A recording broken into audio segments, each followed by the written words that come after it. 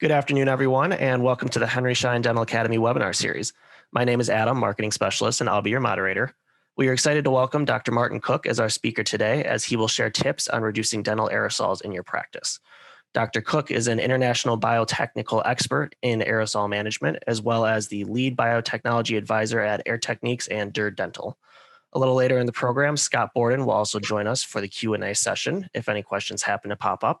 Scott is the Eastern Regional Sales Manager with Air Techniques. Before we get started, we have a few reminders for you. At any point during today's webinar, if you have questions, please type them into the Q&A section of your control panel, and we will email you an answer within 2 business days. Henry Schein is not offering CE credit for viewing or attending this presentation live or on demand, and this webinar is sponsored by Air Techniques. Dr. Koch, welcome and thanks for being with us today. We're looking forward to it. Thank you very much for inviting me to this webinar, to this webinars from Henry Schein webinar series. My name is Dr. Martin Koch and I'm from Germany. So we did this webinar from Germany. I'm recording this webinar from our dental clinic in Germany, in Bietigheim, that's in the south of Germany. And well, you see we are live in our dental clinic. I will also welcome Christine Richter when we do at the end some practical issues. So it will not be a PowerPoint horror show. So we will change our presentation and hopefully it will be a very lively webinar today, because I think we are talking about a very top issue about dental aerosols and all about that dental and political discussions about closing dental clinics and so on. But before we start, let me introduce myself. I study biology. Several years ago, you see that on that slide, and I did my doctorate in biotechnology. Before I start doing a lot of trainings at a company which is called DIR Dental. Well, in DIR Dental and Air Technique, we are one group. So we are now specialists in intraoral suction. And I did a lot of webinars over the last month, how to mitigate the threat. Just one slide from Robert Koch, because Koch is a very popular name in Germany. It's like something like Smith and Miller, maybe in the US. So by the way, he's not my grandfather, but he's the founder of microbiology, and maybe some of his genes are also part of my genes. And our CDC in Germany, our official health institute, gets his name, the Robert Koch Institute. So this is the official health institute. And during my webinar, you will hear Robert Koch's name several times. So it was a good chance to introduce him as well. So, but now back to Scott. Scott, hello. Thank you, Dr. Koch, and thank you to Henry Schein for putting on this amazing event. Yeah, I'm honored to be here on behalf of the Air Techniques team here in North America, in the US, Canada, Puerto Rico, and on behalf of myself as the Eastern Regional Manager, my central colleague, Charlie Clark, my Western colleague, JP Grandin, and all of our territory managers throughout North America. I'm excited to be here, certainly not as a replacement, but on behalf of our entire team out here in the field to make sure that you and your offices and practices have the ability to mitigate aerosols, keep your practice safe, and for us to be consultative. So it's an honor to be here to answer any questions and provide any specific expertise, but I'm certainly not the man of the hour here. That would be my colleague, Dr. Koch, and thank you so much for joining us, and look forward to participating wherever I can and wherever I might be relevant. So let's directly jump into the topic. And I want to start with one slide that was published in the New York Times. So, and maybe this is the reason why all these political questions rise up about the threat being infected during a dental treatment. When you look on this graph, you see that on the X scale, you'll find the physical proximity to others, and on the Y scale, you see the exposure time and the exposure risk. To be influenced and to be infected by SARS-CoV-2. And what you see on the right top corner, that, well, they mentioned that dentists are on this positions, dental assistants on that positions, and number one are dental hygienists. Well, and I want to discuss right in the beginning the question that rise up. Are we playing Russian roulette? So how high is the risk being infected by SARS-CoV-2 during a dental aerosol? So are we playing Russian roulette? Well, and maybe there will be an answer, and then we can discuss about the strategies to mitigate that threat. Well, there are a lot of strategies. We have to do a risk assessment, and you will see that there are minimum 20 different strategies and measures to reduce the risk. And what we do during our daily work is that we combine them. And I will discuss one special method, well, I think is the gold standard in reducing the risk, mitigate the risk being infected by dental aerosols. So I think it's quite clear that if you work in dentistry, that you are exposed to a constantly risk, because, well, there is the spray mist. We are using aerosol generating procedures, and, well, parts of this spray mist are bacteria, are fungi, are viruses, and it's long-term proven that there is a risk. Well, in the 80s, we discussed about the threat being infected of hepatitis B and also HIV. Well, for hepatitis B, there is a vaccination available, so the threat is not anymore there. But there is also a threat being infected by hepatitis C because there is no vaccination available, and there is also no vaccination available against Mycobacterium tuberculosis. So tuberculosis as a disease is still a threat. Today, the threat is SARS-CoV-2. Yes, of course, and that's the reason you are on the top list of the most dangerous jobs. But even when all of you are vaccinated, I think the next threat is right in front of the door. So it will always be a topic because we are working in, well, in an environment where you have the problem with these aerosols. The question is, are we playing Russian roulette, and how high is this threat? And, well, let's start with a discussion, the difference between aerosol and a dental aerosol, because everybody mixes this up and it's quite a big difference. Well, I think it's quite clear, and you can see the definition by Wikipedia, that an aerosol is a suspension of solid particles or liquid droplets in air. But it's a big difference between a human aerosol you generate, for instance, by coughing, sneezing, speaking, singing. You see this on the left.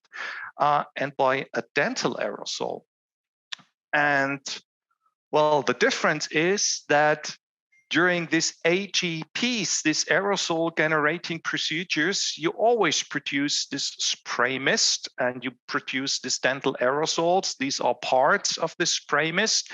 But in most cases, this spray mist contains of 90% of cooling water, plus something else, and that's what we have to discuss. So first of all, let's summarize all these AGPs. If you use a handpiece like a turbine, red angle handpiece, green angled handpiece, you have to cool.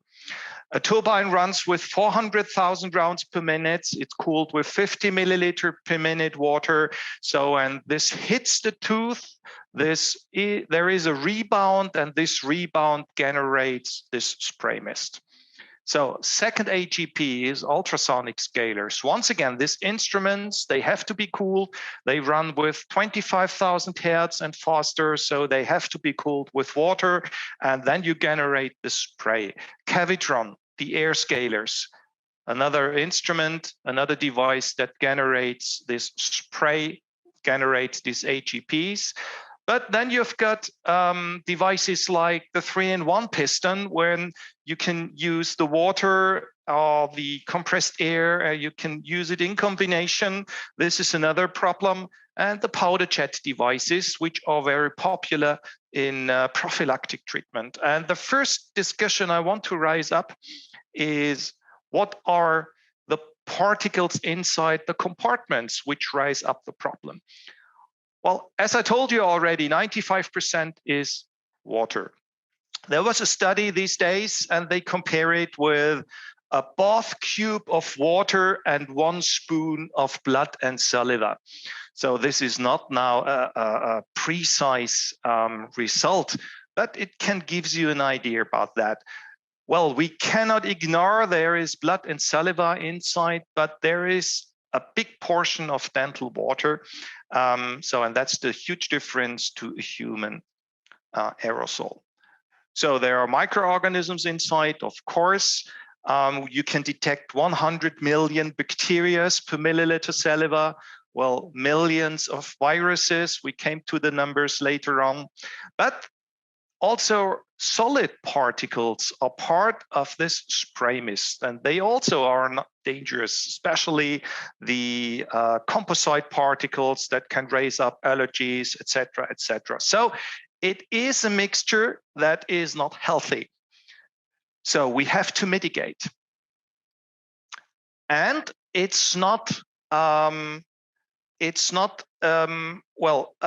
unique mixture. There are different particles and different fractions that are more dangerous. First of all, you've got the big droplets. So the splatter that are larger than 50 microns. Well, they contaminate the surface around the patient's head. Therefore, you've got surface disinfection and you cover your patients, etc. So I think that's not a real problem. But then you generate droplets between 5 and 50 microns, and they start to evaporate. And then the particles, so for instance, the viruses and the bacteria, they are concentrated in smaller particles. And if you inhalate a particle that is 10 microns, this goes deep inside the lung, and it will reach the alveoli. So those particles are the problem, particles lower than 10 microns. And of course, the aerosols are also the problem, because they can stay inside the air several minutes. You will see a study later on, and they will contaminate minimum 2 meters in your clinic. So there the problem starts. Let's look now a little bit more in details. When you compare the different aerosol generating procedures, and I will start now some videos we made last summer during this Corona crisis, and maybe you can detect, you can see that also on that videos, and then you can check out the problem, and well, maybe you understand the problem. Well, a powder jet device generates a lot of spray mist, and this spray mist are large particles, huge particles with a high speed. A turbine is cooled with 50 milliliter per minute of water, and it runs with 400,000 rounds per minute, and by that you deflect a lot of particles. So once again, aerosol generating procedures. And the last video is an ultrasound device that is vibrating with 25,000 times a minute.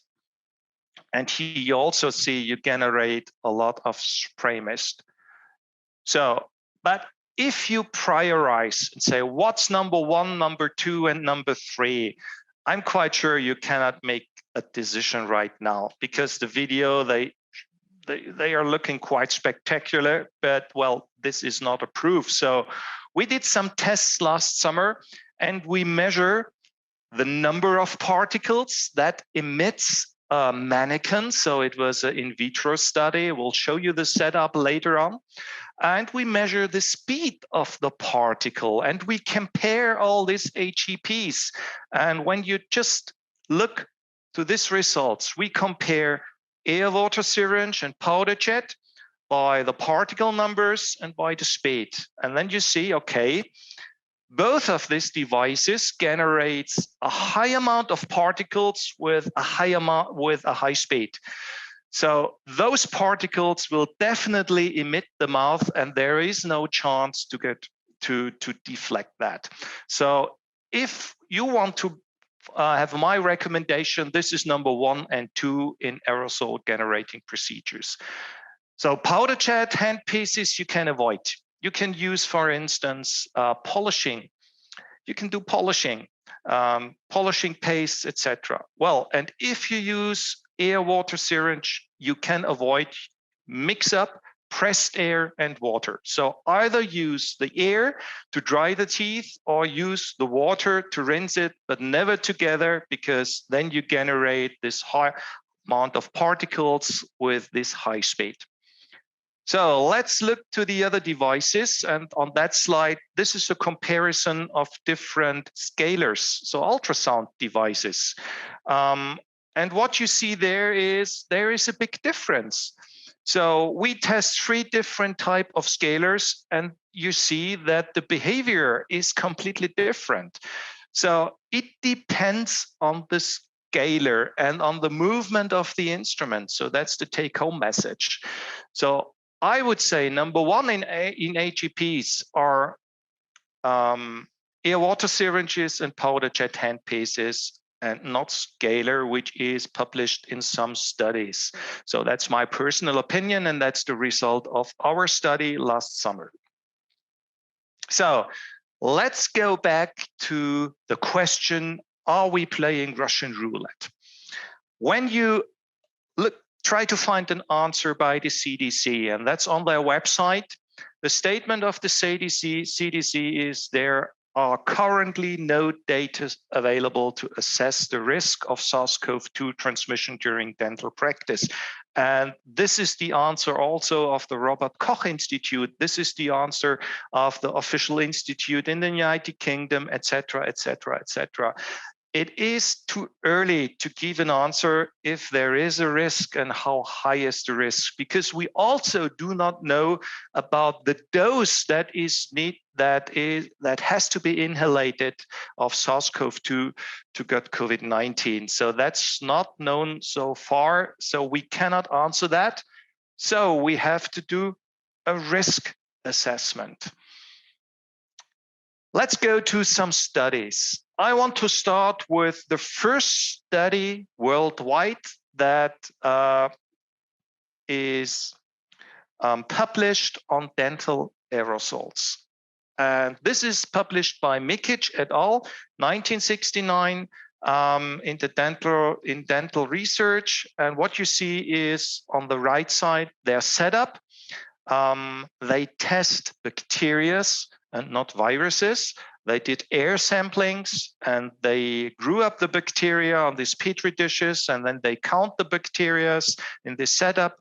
And what you see there is if you are coughing, you generate this 1,000 CFUs per minute. If you run a turbine without suction, it's 2,000 CFUs. And if you use the 3-in-1 piston, 43,000 particles per minute, or CFUs, colony forming units per minute. So yeah, one of the first results. I want to show you a second result, a second study, which was published 2000. And the study measures the contamination, the microbial contamination from aerosols in 2-meter distance of the patient's head. And they do, once again, it is a sampling method, and they also measure the colony forming units, but they measure it in 2-meter distance, and they measure it in different dental clinics. So this is not in vitro setup. This is an in vivo setup in different dental clinics in London. And on the next slide, I want to show you the result one morning in a dental clinic in London. What you see there on the graph is they start 8 o'clock in the morning, and this figure goes up to noon, 12 o'clock, and you see a red line. This is the colony forming unit. So the amount of bacteria they can count in 2-meter distance of a patient head.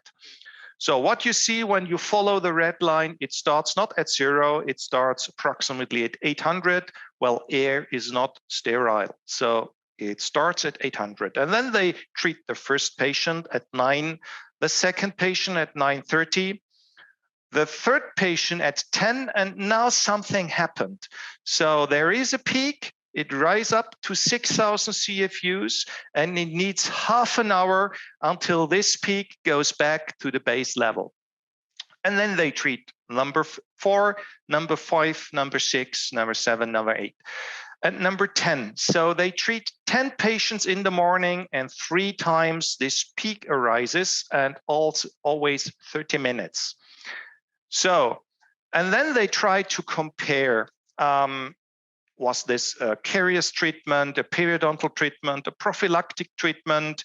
Well, what they found out is when you use these turbines, ultrasound devices, but also when you use a tooth extraction and using the 3-in-1 piston, you generate these aerosols. So you cannot avoid that. But the consequence there is the time to go back to the base level is 30 minutes. And this is exactly the time in Germany the Robert Koch Institute recommends to wait until the next patient can enter the room. So you have to wait 15 minutes before you do the surface disinfection, and then another 15 minutes before the next patient enter the rooms. And I think when you see the results of this study, this seems quite logic. So the Bennett tries to find out, he made a risk assessment being infected by tuberculosis if you treat a patient that suffers on tuberculosis. So his calculation was like that. If you suffer on tuberculosis, you will find 70,000 bacteria per milliliter saliva. So, and then he measured within a 15 minutes treatment, you inhalate aerosols, dental aerosols, and you inhalate 0.014 microliters.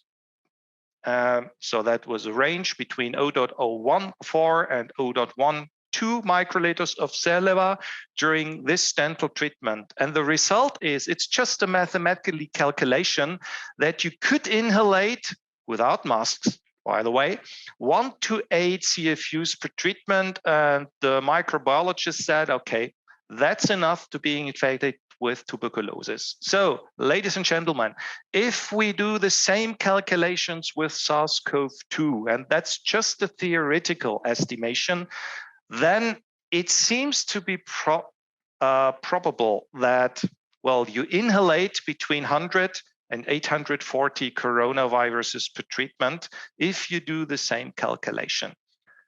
Well, it's not proven, it's a risk assessment. So I think it is possible. So now we discuss about methods to mitigate the threat. Well, if you classify your operating area in these 3 zones. Zone 1 is the oral cavity. Then you've got different methods to mitigate the risk, and normally you mix up and you combine the different methods. So you do a prioritization. Of course, you do that. You can say, okay, I will not use powder jet handpieces these days. Will not treat patients which that are infected or that showed symptoms. This is prioritization. You can avoid. No, you can't avoid. You can reduce the HEPs, but you can't avoid them. You can offer mouth rinsings. There are new studies available. What are mouth rinsing solutions that can deactivate the virus? Well, you can use intraoval evacuation. You can do reprocessing. So you combine all that.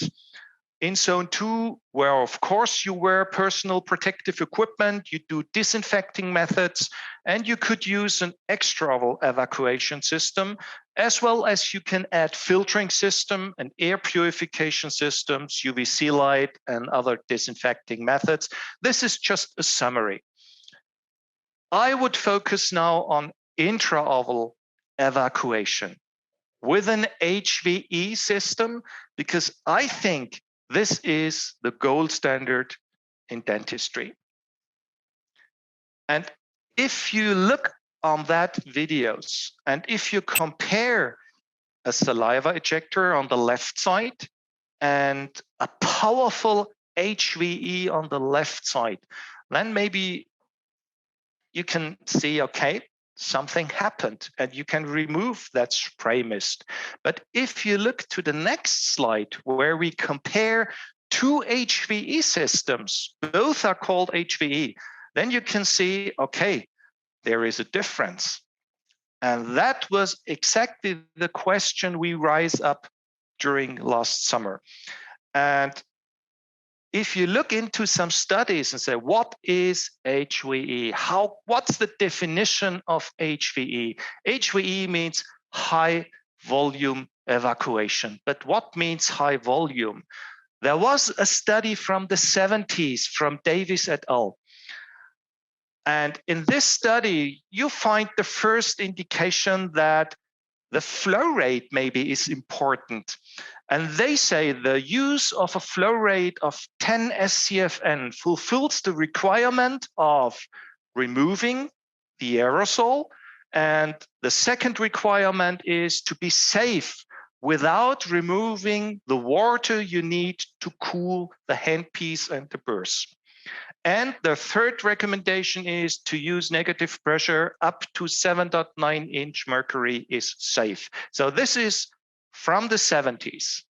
So, but this question rise up, what is high volume evacuation? And this is not answered. And therefore, we try to find out an answer. We launched our own study last summer exactly on this clinic there. It is exactly that clinic, and we use a new method that's based on imaging, on software, and it's based on shadow imaging.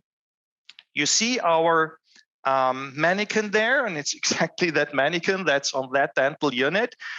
You see a backlight, you see the lens, you see the software, and you see on the left side the two methods we compare. I call it a suboptimal suction technique and an optimal suction technique. And you see, we use a turbine that runs with 400,000 rounds per minute. It's cooled with 50 milliliters of water. And then we count the particles. That's something by the imaging software. We count the particles. We know the sizes of these particles. We know the velocity of these particles. And then finally, we compare different suction methods. We compare different tips with different diameters, 16 millimeters.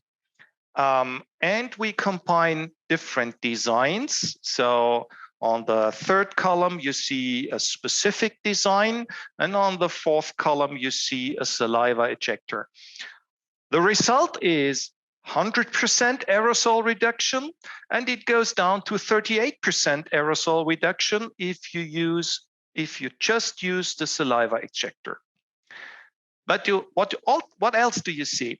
You see that by using different tips, you change the flow rate, because you generate a resistant if you use tips with a small diameter. And that's, you can also see on the next slide where we compare 11 millimeter HVE. That's the typical dimension you use in the United States.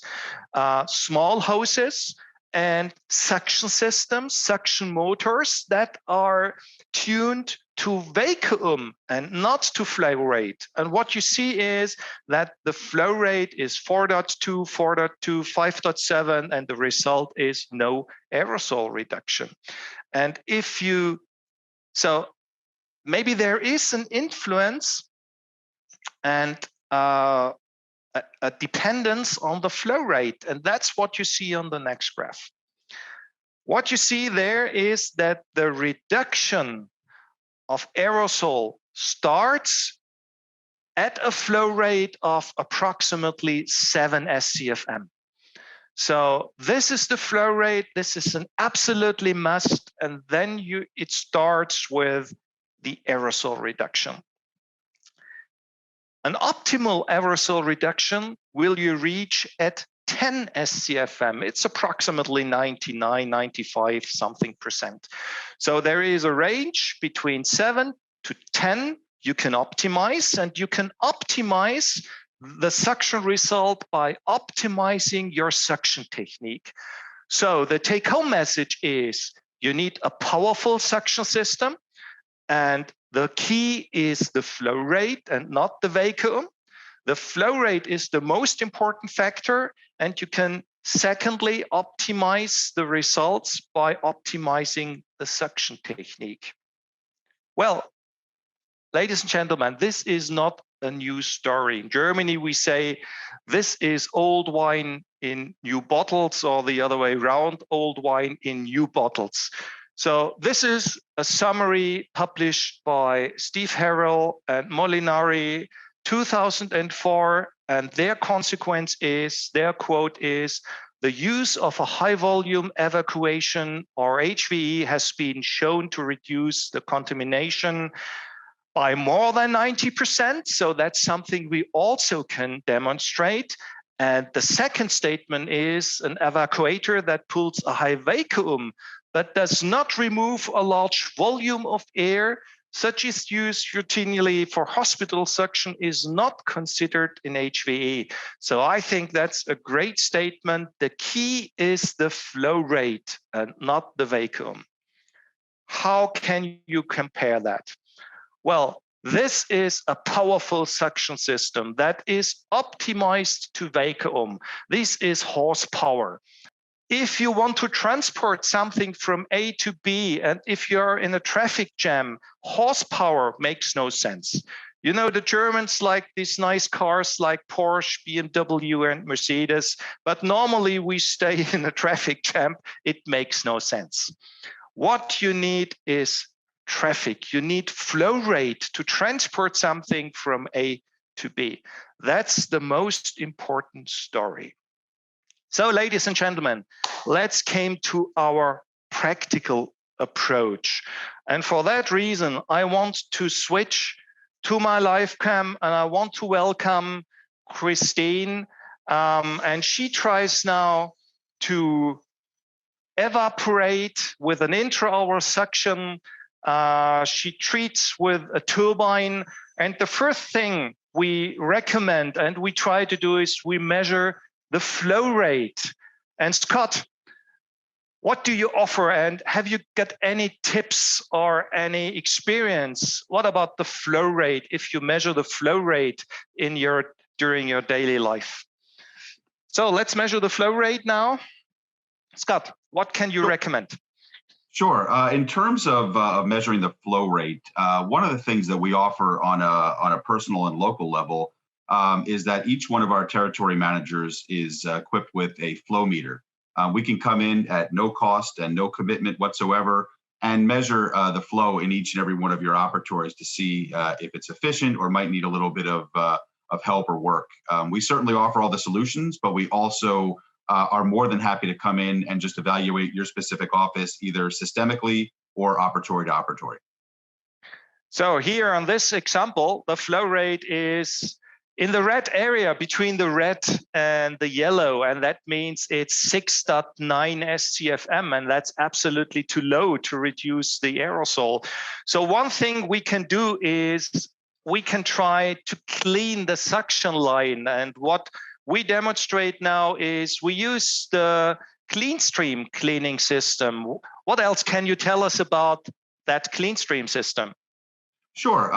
Keeping your lines, your suction lines free of debris and buildup is vital to suction performance and to flow rate, which obviously leads to more effective aerosol capture. We've discussed flow quite a bit today. You also need a low to non-foaming cleaner to avoid any type of a buildup in your lines of foam, which also can impact suction as well. You can see the dispensary, and the way to dispense clean stream is very easy as well. But it's really about keeping your lines clean, improving flow, and keeping low to zero foam in those lines as well. It is recommended to do a daily implementation of clean stream in the office to keep the lines clear. So, and you can this clean stream can stay inside the line during the night break. So you rinse it in the morning with water, and that's one option to optimize your suction. So your existing suction philosophy. So one possibility is, well, to measure the flow rate, and well, if you optimize the existing suction performance, you have to check the complete suction line. Yeah, that's an important issue. For instance, the filters. Yeah, if the filters are blocked with alginate or other particles, this will ruin the flow rate. So it really is a complete story. Yeah, you have to take care about the complete suction line. For instance, also the pipings. The pipings are important. If the diameters are too small, or the pipings, for instance, use these elbows, yeah, you ruin the flow rate. So also the pipings has to be optimized. And here you can ask the technique specialists or Henry Schein specialists to optimize your planning to flow rate and not to vacuum. So that's the important issue. Well, what else can you do? You can optimize your suction technique. That's clearly, that was the result of our study. If you optimize the suction technique, so and suction technique also means the suction tips. If you use the correct suction tips, you can improve this aerosol reduction. And once again, back to Christine. She used now a new cannula that with 16 millimeter diameters. So Scott, what else can you tell us about that new cannulas you offer in the United States? Sure. The HVE Air Protect Plus with the swivel head together with the Y adapter. It's great to use when you're without an assistant, as you can see right there. You place the saliva ejector in the oral cavity while the HVE with the adapter is hanging on the side of the mouth, capturing the aerosols. So you don't have to hold the HVE in one hand while you use the scaler in the other or anything like that. It'll maximize the removal of aerosols and certainly is a key part and component to the aerosol mitigation.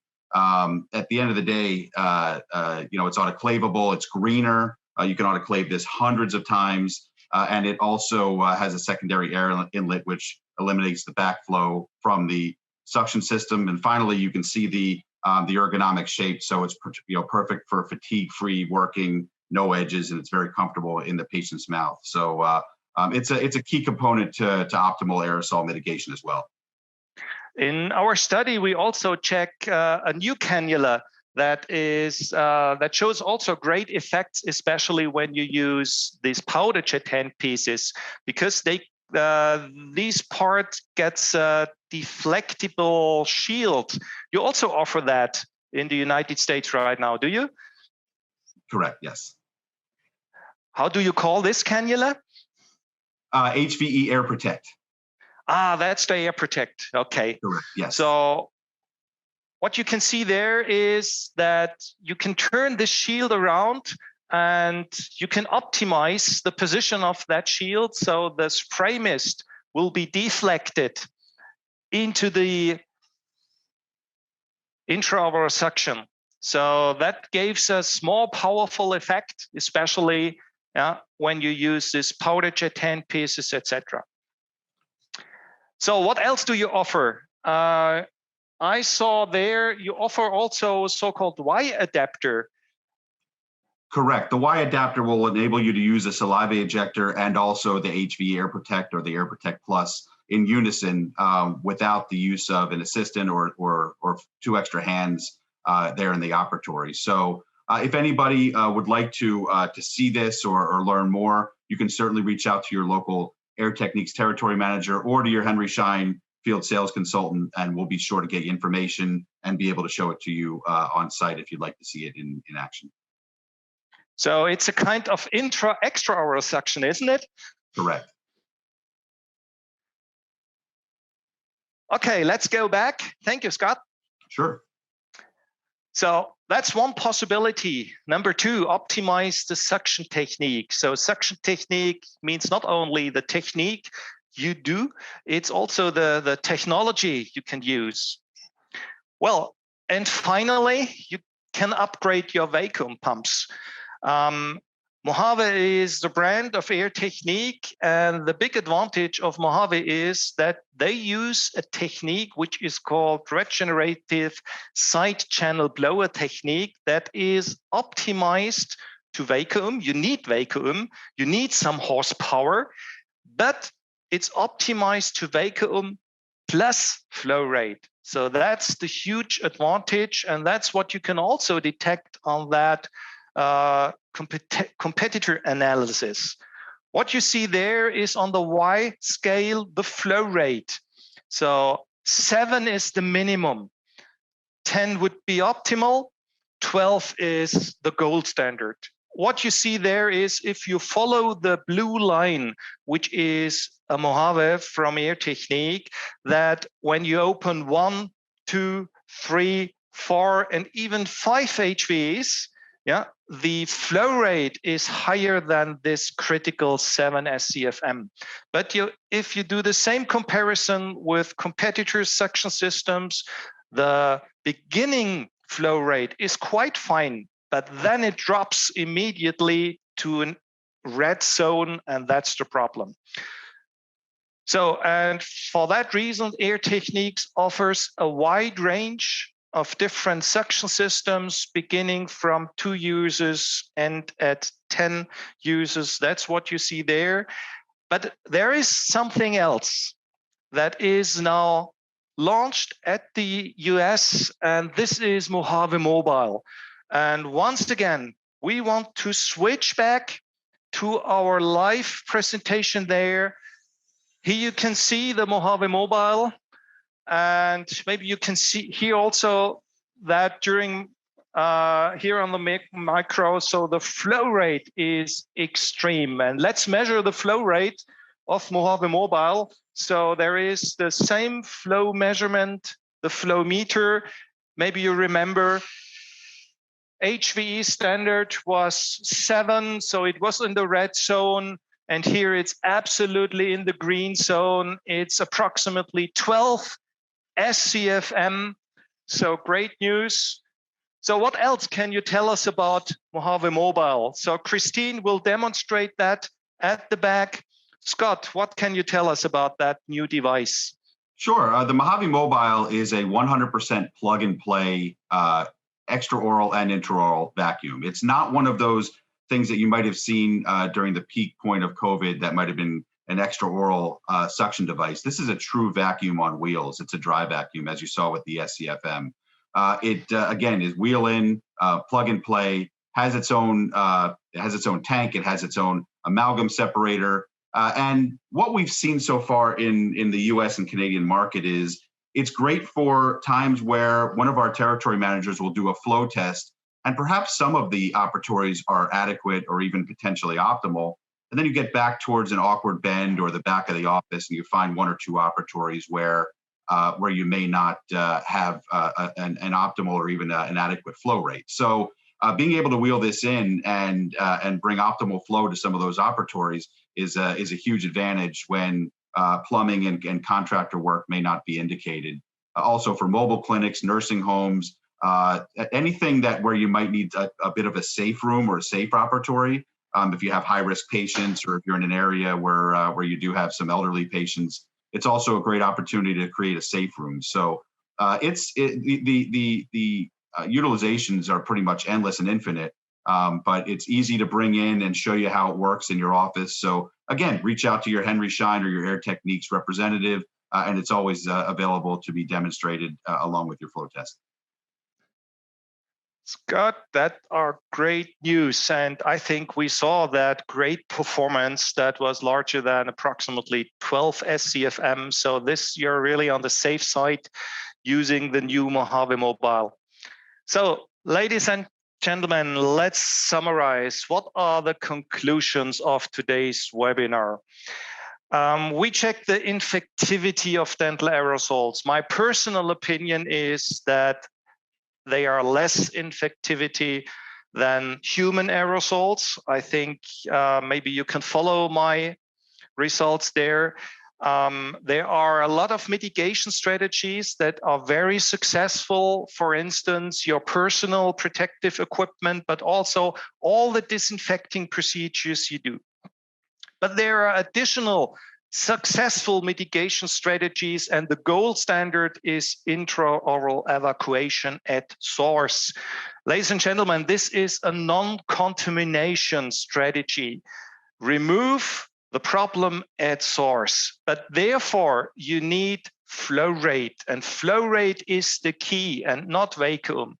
You need flow rates that are between 7 and 10 SCFM, plus an optimized suction technique. Such an optimized suction technology, maybe because of wide diameters of new designs of tips like this plus tip from Air Technique. So this is the key to avoid dental aerosols. Ladies and gentlemen, we are at the end of our webinar, but we want to start a Q&A session.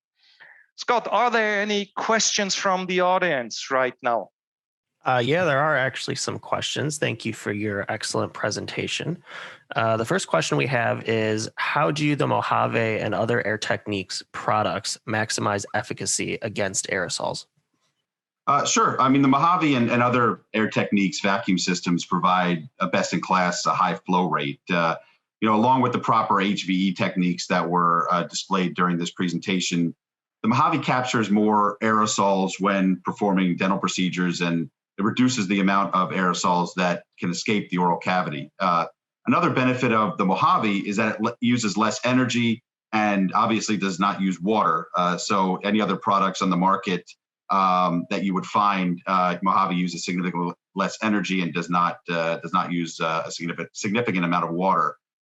Finally, Mojave does all of this while being 100% lubricant-free to make your practice completely hygienic. So we saw the Mojave, and then we saw the Mojave Mobile, which is another product that's available that offers the best suction flow for offices that may not be able to reach that optimal flow rate with your existing chair and your plumbing. If I'm a dentist looking for an air and vac system, what should I be looking for specifically? Sure. The first thing you want to make sure is that you're looking for oil-free technology. Most air compressors available right now are already oil-free, but many of the vacuums still use outdated technology.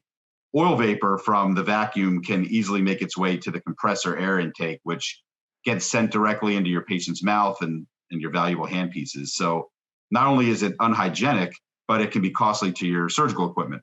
For your compressors, make sure you look for a membrane dryer technology, which uses a passive mechanical means to purge all saturated moisture from the airstream, while some of the older desiccant systems use beads that break down over time, which reduces their lifespan, and the powder from that material can make its way into your patient's mouth. So just make sure that that your compressor has a membrane dryer, and then for your vacuums, make sure that the technology is robust, and it not only produces the high negative pressure, but also that high flow rate. And that's that's one of the major advantages of either the Mojave or the Mojave Mobile is that flow rate. Awesome. And our last question here, and this is a great one. I'm currently designing my new practice with limited space. What are my options in terms of high technology vacuum systems? That's a great question. We see more and more offices either in cities or in tight spaces, and some people are concerned that their utility room, their mechanical room, has to be sacrificed in terms of what they put in there because of limited space. Air Techniques offers a diverse selection of dry vacuums under the Mojave name, and you've seen a few of them so far today. Right now, our most popular choice for limited space is a tankless option. It's called the LT3. And given the market feedback, the tremendous market feedback to the product, there will be a 5 to 6 user tankless option in the imminent future. So for limited space, being able to stack these and the complex or the compact footprint, it eliminates some of the redundancy features of some of the other Mojaves out there, but it also has a lower upfront cost. So if you have limited space in your utility room, Mojave is still a very easy option to integrate, and you can certainly reach out to your Henry Schein and/or your Air Techniques local territory manager or your field sales consultant or your equipment sales specialist at Henry Schein to discuss options and your layout and how we might be able to integrate that in your office. Excellent. Well, thank you, Dr. Koch, for your time today and for this very insightful presentation and sharing how we can manage and contain dental aerosols in the dental practice. And of course, thank you to Scott as well for sharing your knowledge and insights with us. If anyone has questions about aerosol management or specifically Air Techniques products, please email us at webinars@henryschein.com and we will connect you with a representative in your area. Additionally, if you're interested in attending future Henry Schein webinars, visit henryscheinddental.com/webinars for our upcoming schedule. As a thank you for attending today, everyone will receive this recording via email sometime in the next week. I'd like to thank you all for joining us, and we look forward to seeing you back here soon.